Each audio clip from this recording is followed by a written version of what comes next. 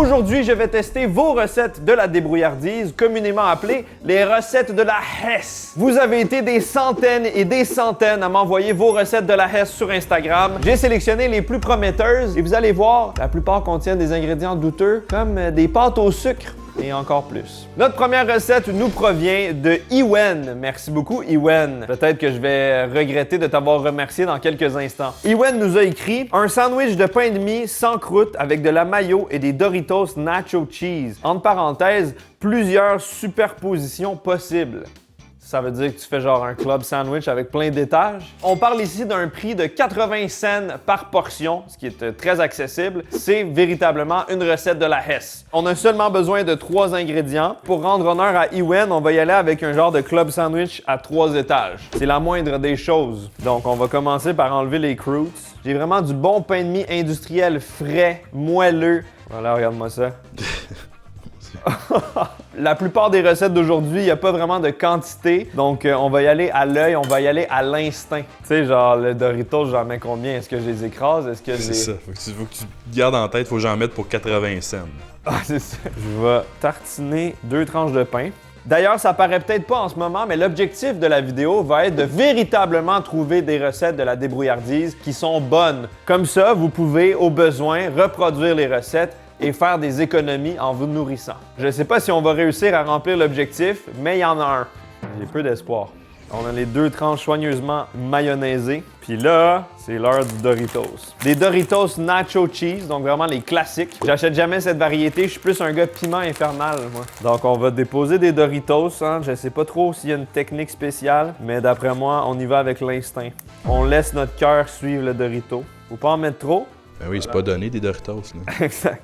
Deuxième étage. Ça me fait vraiment rire comme recette. Oui. Je m'applique beaucoup trop. J'essaie de parfaitement les disposer. Tiens. Regarde-moi ça. C'est de toute beauté. Voici donc le résultat final du fameux sandwich de la Hesse de Ewen, le club sandwich de la débrouillardise.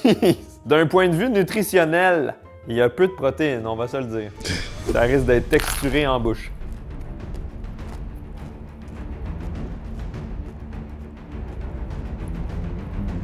C'est spécial!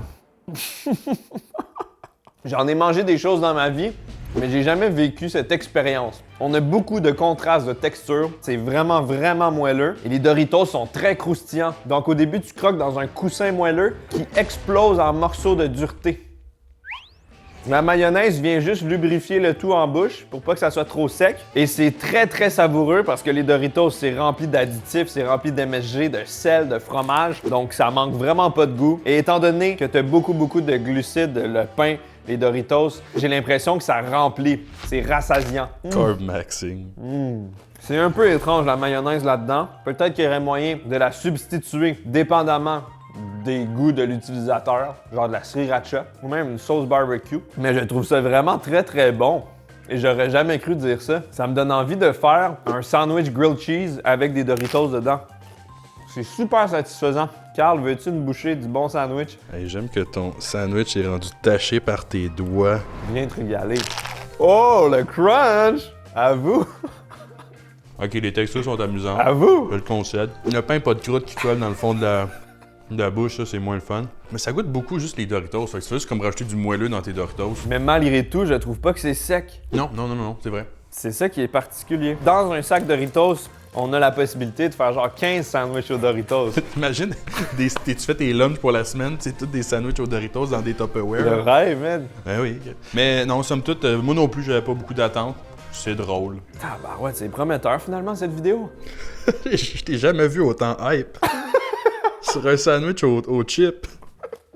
Notre prochaine recette nous vient de Antoine et il s'agit, comme vous pouvez vous douter en voyant les ingrédients devant moi, des fameuses pâtes au sucre. J'ai comme un souvenir flou qu'en France, c'est une référence, la pâte au sucre. Je pense que c'est un meme ou quelque chose. Dites-moi dans les commentaires si vous savez de quoi je parle. Bref, tout ça pour dire que j'en ai entendu beaucoup parler et qu'aujourd'hui, c'est l'occasion d'enfin y goûter. C'est une recette qui demande 3 ingrédients, des macaronis, de la cassonade, également appelée sucre brun, et du beurre demi-sel. C'est plutôt minimaliste et on parle d'un budget d'environ 80 centimes ou 80 cents par portion. Donc la première étape, c'est de faire cuire les macaronis selon l'indication sur le paquet. Pendant que les macaronis cuisent, on va préparer la fameuse sauce. Il faut faire fondre du beurre à feu doux. Il n'y a pas de quantité mentionnée, mais j'estime que c'est quand même une bonne quantité. Il faut attendre que le beurre brunisse légèrement jusqu'à obtenir un beurre noisette, puis ajouter de la cassonade. C'est une recette de la débrouillardise, mais qui demande quand même une technique culinaire avancée, le beurre noisette. J'ai de la difficulté à m'imaginer si cette recette va être considérée comme un dessert ou un vrai repas. Ça risque d'être très sucré, non?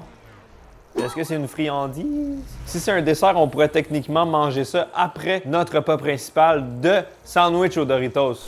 Ça serait parfait. Ça sent la vache. Mon beurre, c'est noiseté. On va ajouter un peu de sucre brun. Je sais même pas la quantité, donc je vais essayer de pas rendre ça trop sucré non plus. Mais en même temps, pourquoi pas? Faut respecter les 80 centimes. Ouais, ça c'est parfait.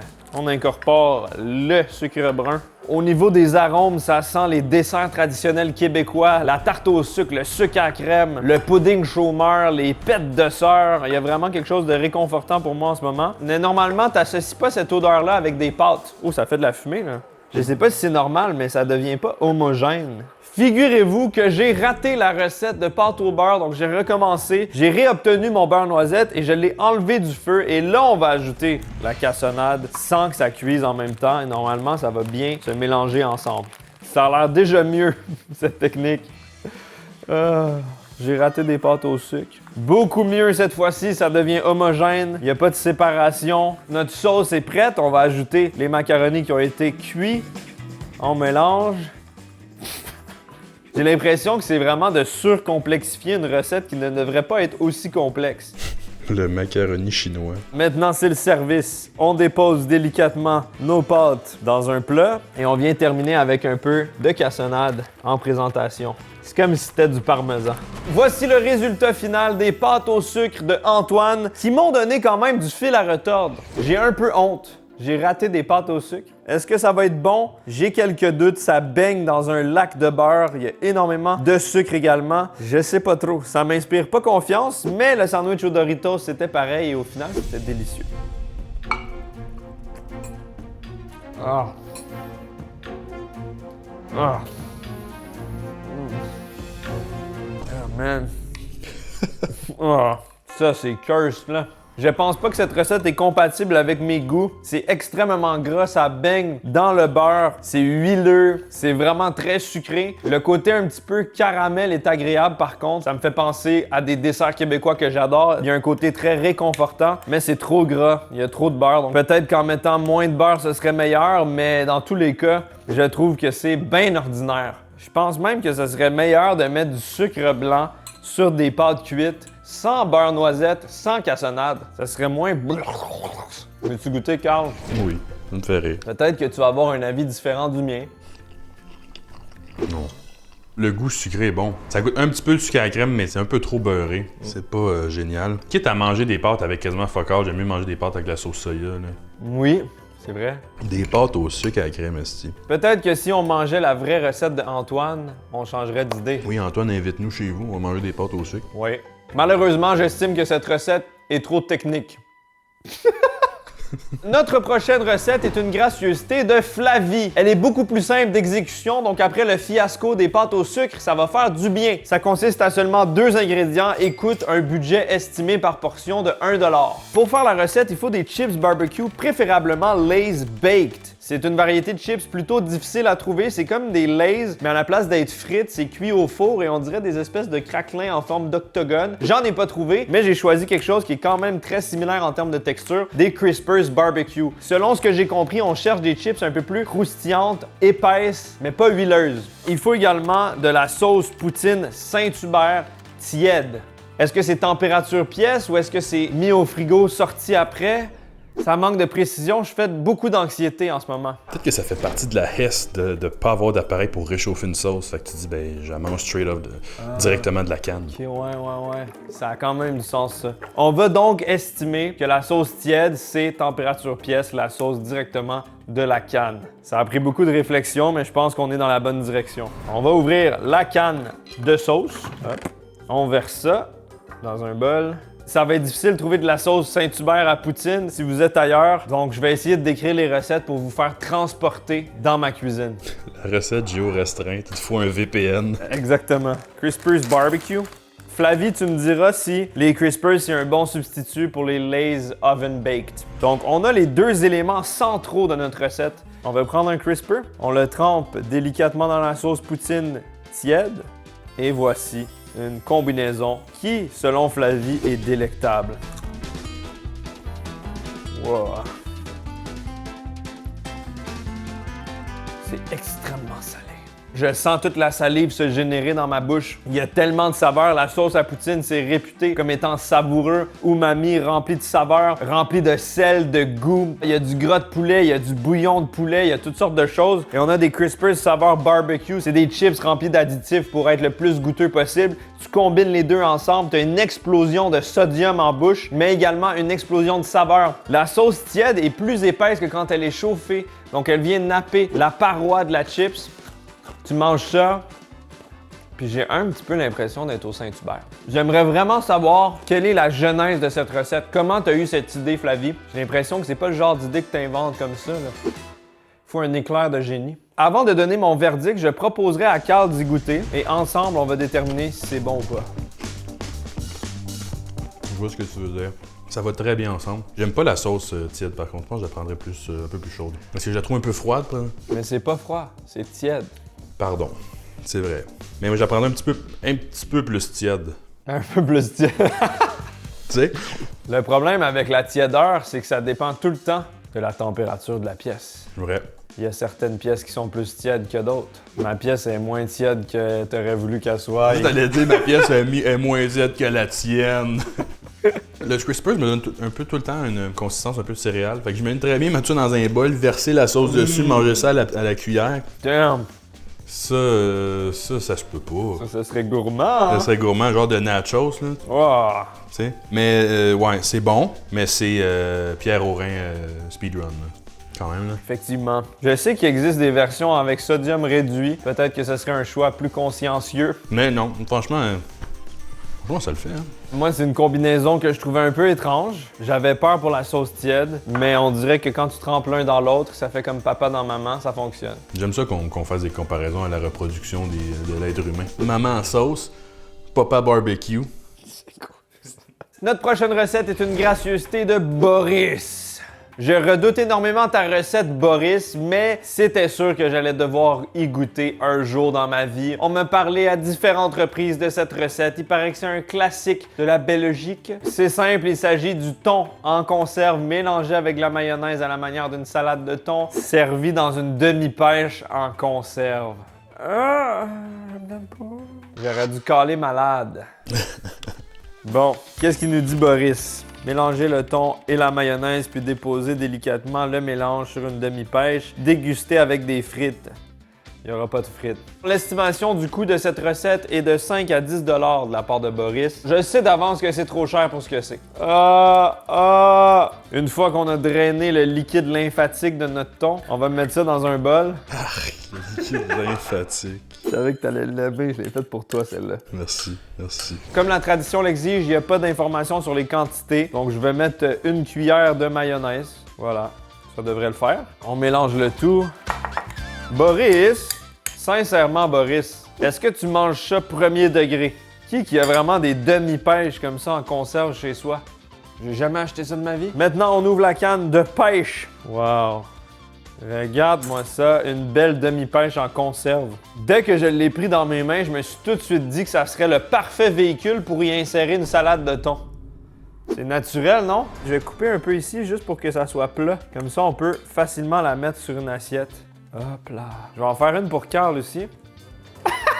Dans mon livre à moi, de mettre du thon en conserve et de la mayonnaise sur une pêche, c'est pas légal du tout, là. Voici à quoi ressemblent les pêches au thon de Boris. Merci Boris d'avoir soumis cette recette. Moi, je veux vraiment savoir si tu manges ça premier degré, Boris, ou si tu voulais juste me faire goûter à cette atrocité. J'espère que tes intentions étaient pures, Boris.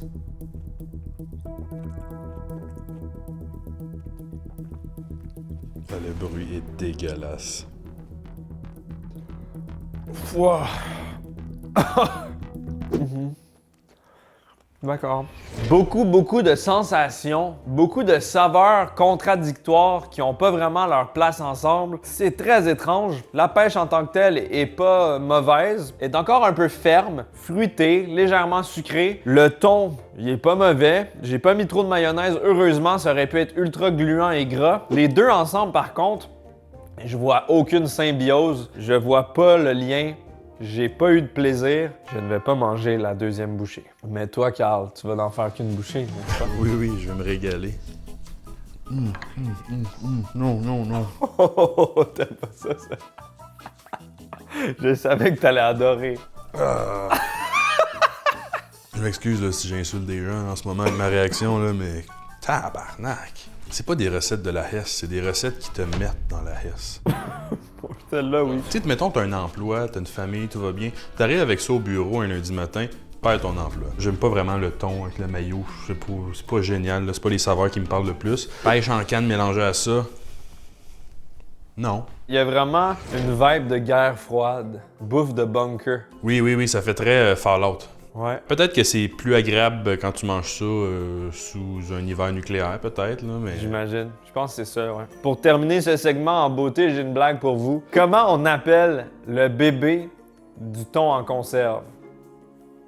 Vas-y. La canne thon. Canne de thon. Tu catches? La canne de thon. La recette qu'on va tester maintenant vient de Thomas et c'est vraiment deux ingrédients classiques de la Hesse ici au Québec. Les ramen instantanés au poulet ainsi que du ballonné. Si vous connaissez pas le ballonné, imaginez une saucisse hot dog géante. C'est littéralement des tranches de charcuterie mystérieuse. Porc, eau, sous-produits de porc, substances laitières modifiées et beaucoup d'autres choses. Sous-produits de porc. Ça me met pas bien. Il faut cuire les tranches de ballonné dans la poêle jusqu'à temps qu'on ait une coloration et un contour croquant. Faire les nœuds ramen instantanés au poulet à cuire, entre parenthèses ceux sans bouillon. Et ensuite mettre les nœuds ramen dans les tranches de ballonné pour faire des sortes de mini tacos. C'est prometteur. Oh, je pensais que c'était de manger des tranches de ballonné dans ton ramen, là. Ah, mon Dieu. On dépose une tranche de ballonné dans la poêle pour la faire rôtir et pendant qu'on cuit le ballonné, on va faire bouillir l'eau pour cuire nos ramen simultanément. Du multitasking. La viande de ballonné, c'est très nostalgique pour certaines personnes qui ont grandi avec ça ici au Québec. Sandwich ballonné moutarde avec des chips barbecue sur le side. C'est un classique ici. Putain, on se tourne la Bologne. Ça commence à être de la belle ballonnée, ça. Regarde-moi ça. On met nos tranches de Bologne de côté. Les ramen ont été drainés. On ajoute l'assaisonnement au poulet. Je vais pas le mettre au complet parce que le ballonné, c'est déjà salé. Ça sent le calé, ça. It smells like a wet dog. Oui. Quand ça commence à sentir le chien humide, c'est parfait. Les ramen sont prêts, sans bouillon, avec assaisonnement. Et on va juste les déposer dans notre taco de ballonné. Ça, c'est de la gastronomie, mes amis. Tabarnak. Là, j'ai vraiment une sensation de repas de la misère. Ça se tient super bien. On a le ballonné avec les ramen dans le milieu. Merci Thomas pour cette recette. On l'essaye dès maintenant.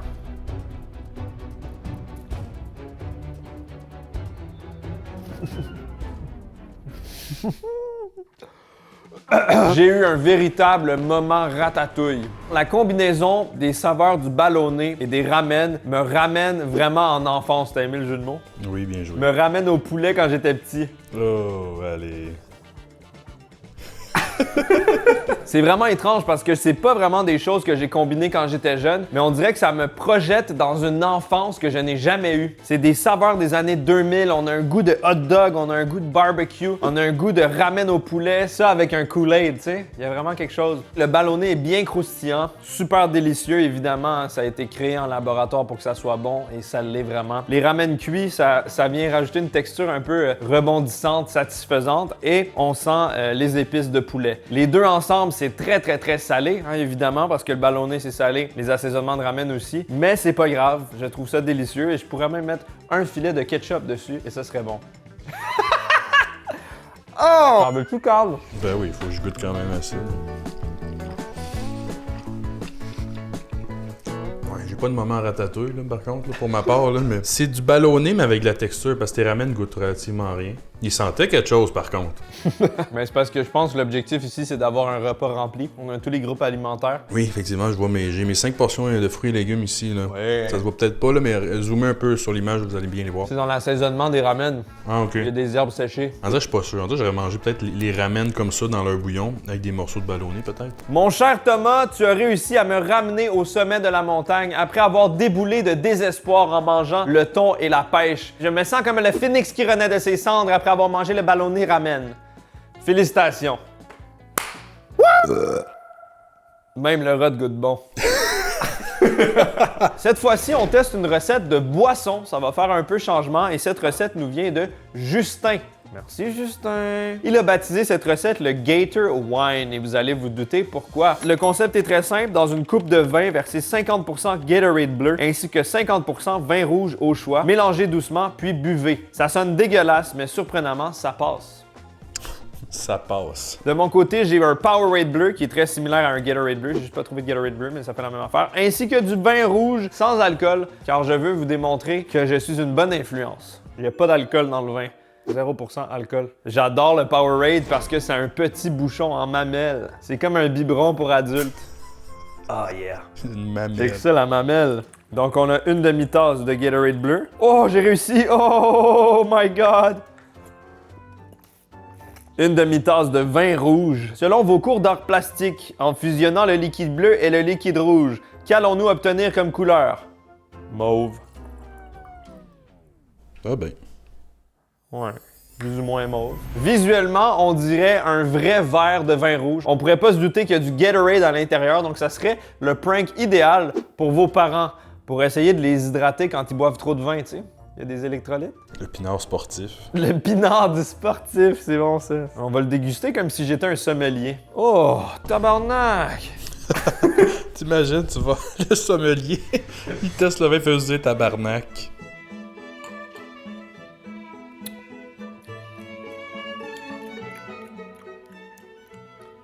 Justin avait raison, ça passe. C'est quand même surprenant. Le vin rouge vient rajouter une acidité à la boisson et quelque chose d'un peu astringent. Astringent, ça veut dire qu'il t'assèche la gueule, en bon français. C'est comme si le vin permettait au Powerade d'être un petit peu moins sucré et de rééquilibrer toutes les saveurs pour que ce soit une boisson d'adulte. C'est pas un petit jus, c'est vraiment un vin sportif. Tu sens le petit côté salé du Powerade, le mélange de baies, le fruit rouge, du vin rouge également. Non, pour de vrai, ça fonctionne. Et c'est pas meilleur ensemble que séparément, mais pourquoi pas. Sacre bleu. Je pense qu'il faut bien choisir un vin qui va bien fonctionner avec le Powerade, donc quelque chose de plus fruité, de léger, d'acide, va bien se mélanger au Powerade. Mais si vous avez un vin corsé, un genre de Barolo italien ou quelque chose de très très tannique, ça va vraiment pas être bon. Wow, c'est devenu sérieux tout à coup. Ça dans ta gourde en jouant au hockey. T'imagines? Deuxième période, t'es rendu de même, là. Spécial quand même, hein? C'est vraiment une genre de sangria simplifié. Beaucoup plus fade, moins sucré, très très neutre. Il y a des gens qui font ça, j'ai déjà vu des gens mettre genre de l'eau pétillante dans leur vin ou quoi que ce soit, il y a des gens qui font ça. Il a raison, Justin, là. Ça passe. Ouais, exactement. Ça passe. Ça passe. La prochaine recette est mystérieuse parce que j'ai gardé le secret et Carl ne sait pas c'est quoi. Tout ce que j'ai à dire, c'est qu'elle est très prometteuse et consiste de seulement 2 ingrédients. Un des ingrédients, c'est de l'eau chaude et le deuxième, du ketchup. Attends, quoi? Ça te parle? Non. Une soupe au ketchup? C'est tout ça, pas vrai? Oui. Mais comment? C'est pas une soupe, c'est du ketchup pis de l'eau. La recette nous vient d'un utilisateur anonyme qui n'a pas osé donner son nom. On se demande pourquoi. La soupe est très simple, juste besoin de ketchup, d'eau et d'assaisonnement au choix. En cas de Hess total, seulement sel et poivre. On fait chauffer de l'eau dans une petite casserole, puis quand c'est assez chaud, on ajoute 5 à 10 sachets de ketchup et on mélange jusqu'à temps que tout soit dissous, assaisonné au goût. Avec des sachets, ça aurait été encore plus drôle. Oui, tu sais que ça fait très Hess quand on a pris des sachets, tu sais qu'elle les a pris au McDo, là. C'est ça, c'est des sachets gratuits. Donc 5 à 10 sachets de ketchup, on va y aller avec 5 cuillères à soupe environ. Je vais ajouter de l'eau chaude et je vais fouetter en même temps. Parmi tout ce qu'on a testé, je pense que c'est la recette la plus simple et la plus efficace. Et la moins chère. On tient peut-être un classique entre nos mains. Regarde-moi ça, la belle soupe. On y va sel-poivre. Oh mon Dieu. C'est ça qui nous est recommandé par l'utilisateur. On a obtenu une consistance bien liquide. Je sens l'odeur sucrée et vinaigrée du ketchup, la fameuse odeur signature. Est-ce que c'est bon de boire du ketchup à la cuillère à la manière d'une soupe? Certainement. C'est ce qu'on va voir. Wow. C'est très sucré et très acide. On n'a pas l'habitude, en tout cas du moins pour moi, de manger une soupe acide et sucrée. On sent vraiment énormément le goût du ketchup. En même temps, c'est pas surprenant, c'est le seul ingrédient. Je pense que je mettrais un peu plus d'eau. C'est une très bonne recette, il faut juste trouver le bon ratio, vous comprenez? C'est une question de ratio. Ah, le ratio est un peu mieux, mais toujours pas. Rajouter un peu d'eau encore. Ça va être tellement liquide. Toujours pas, on dirait. Je pense qu'il n'y a rien à faire. J'ai comme l'impression que c'est peut-être pas bon, finalement. Ah, c'est pas bon. Ben, c'est bien, tu as donné plusieurs chances, je trouve. Ça a été ouvert. Je trouve cette recette extrêmement drôle pour les mauvaises raisons et je pense sincèrement que personne mange ça premier degré. Si toi, utilisateur anonyme qui n'a pas osé donner ton nom, tu manges ça pour de vrai, faut que tu me donnes tes ratios. Parce que j'ai pas les bons. Oh là là. Mais c'est quand même inspirant. On peut reproduire l'exercice avec de la moutarde, avec de la mayo, une soupe mayonnaise. Tu trouves ça inspirant? Une Ouais. soupe mayonnaise? Soupe barbecue. Ah, une soupe mayo. Hey, ça là.